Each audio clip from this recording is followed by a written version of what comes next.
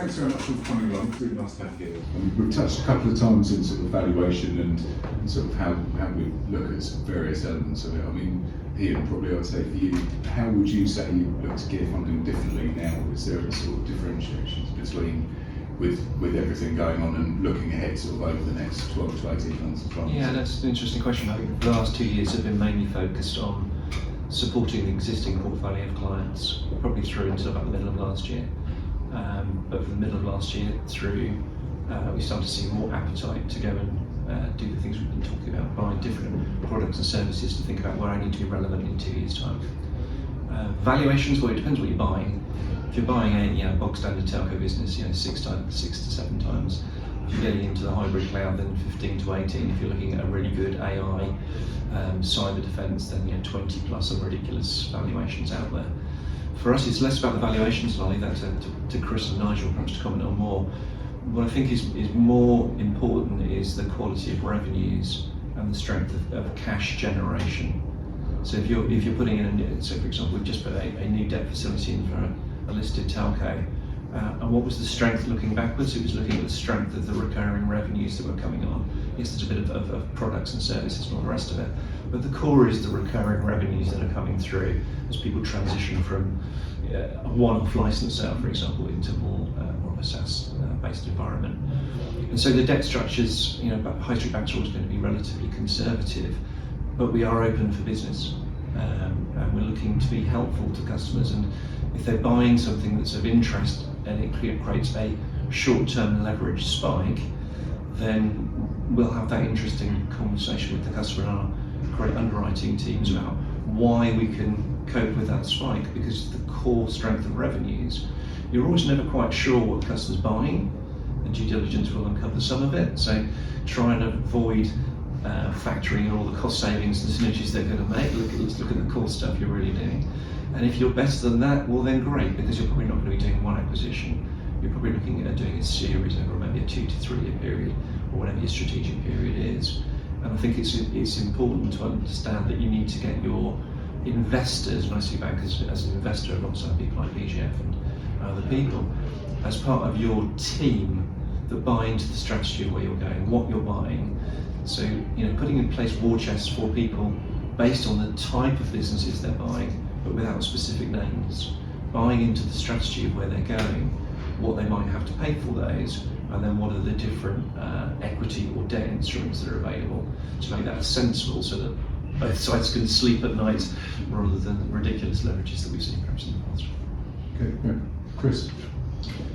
Yeah, I think valuation is a really interesting question at the moment, because I kind of alluded earlier to that departure potentially at a period in COVID away from fundamentals, which is really what I will always fall back to. Is actually, particularly when you're looking at the range from I'm paying a multiple of the current recurring revenues all the way down to EBITDA.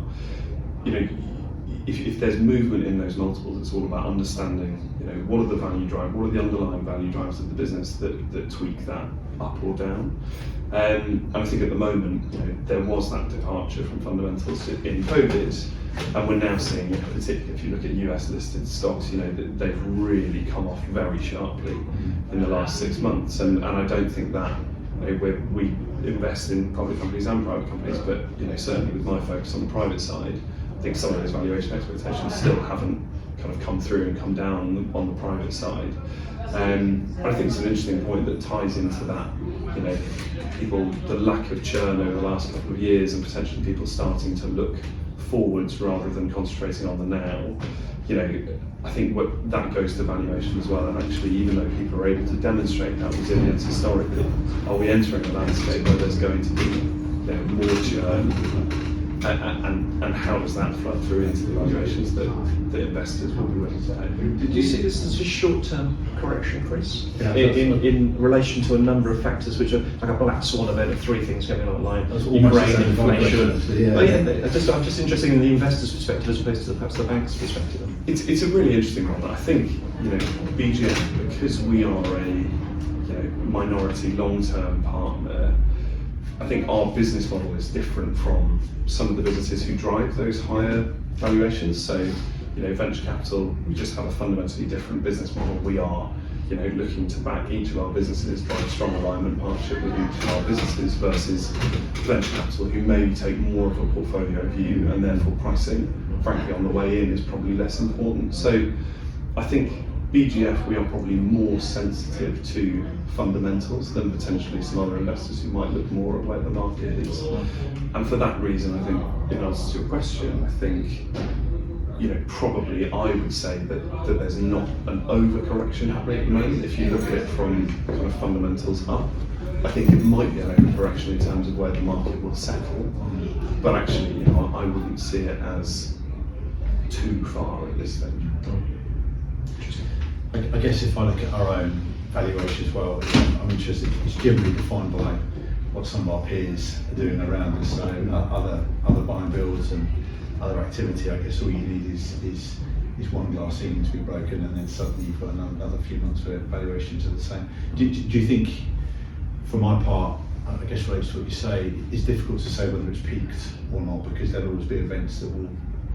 Yeah, there always will be, but to my mind, valuations should always be linked to predictability of revenues, stability of revenues, cash generation and profitability. That's the core, yeah. And I think, I go back to that word resilience, that's what people will go back to. And actually, it's very much case by case, and I think for the businesses that have the right profile across those, 4 or 5 different metrics, people will always be willing to pay it. Revenue today versus recurring tomorrow. We're seeing a number of companies that come through, I think to your point, that probably have a slightly overstated position where there's maybe been furloughing or there's maybe been a streamlining.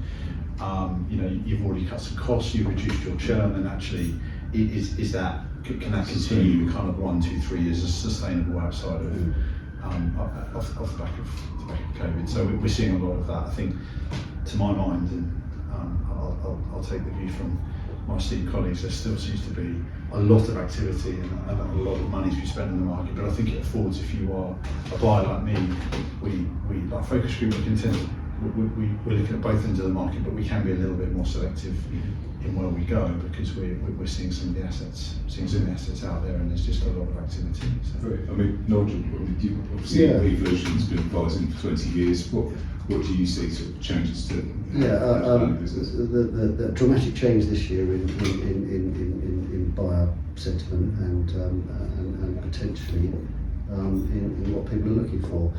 I think, as we've all alluded to, that the public market is an instant reaction to the headwinds, and unfortunately for those businesses, generally it's an overreaction and then another reaction.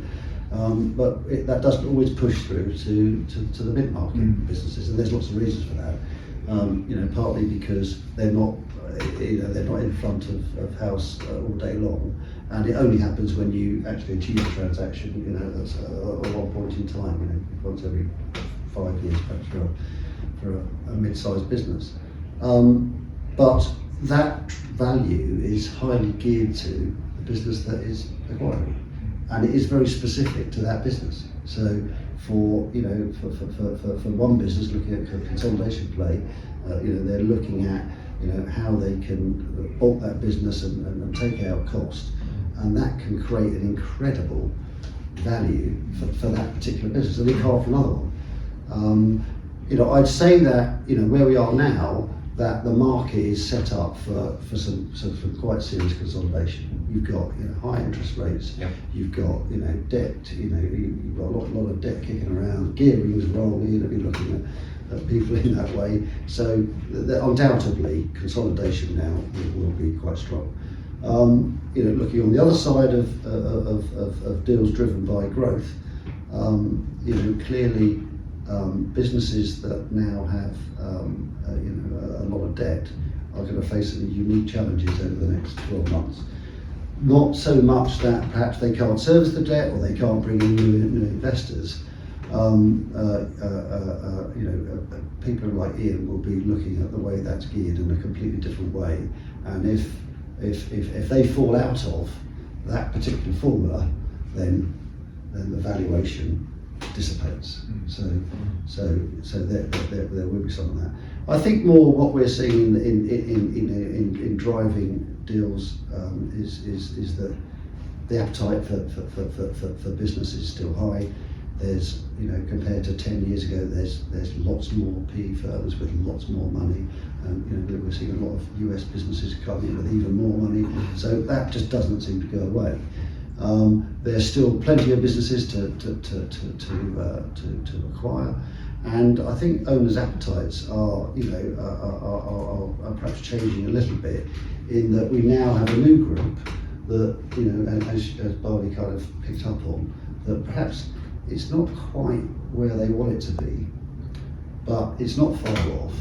And hey, if we hang around for another 2 years, how much better it's going to be? Can we come up with a deal where we can stay with it for a little bit and get a bit more revenue out of it? What we're seeing is people coming to us with an acquisition, saying, look, we've identified this business, they're up the road, they do sort of similar to what we do. We've got a sort of a deal on the table. Your advisors, can you sense check it and do some sort of preliminary work to see whether that this is right, to is fundable and all that sort of stuff. We want to spend £100,000 on due diligence. We'd like to spend £20,000 or £30,000 to see whether we can put this together and then take it to market in a year's time. And that's quite new. That's quite new. I think to that point, I said earlier that buyers can afford to be a little bit more selective. I think sellers of good business can absolutely afford to be a bit more selective as well. And there's some wonderful business out there, and so they should be as well. So I think it's a really positive time, I would say. Evolution Capital is the first UK corporate finance boutique to exclusively focus on providing advice to the ICT sector. We are the leaders in our field. With activities spanning 3 decades, we have provided strategic and transactional advice to over 200 technology entrepreneurs, shareholders and management teams of both privately owned and public companies. We deliver outstanding transactional outcomes by unlocking intrinsic value in our clients' businesses, by providing expert advice based on meticulous analysis and robust methodologies. This is who we are and how we do it.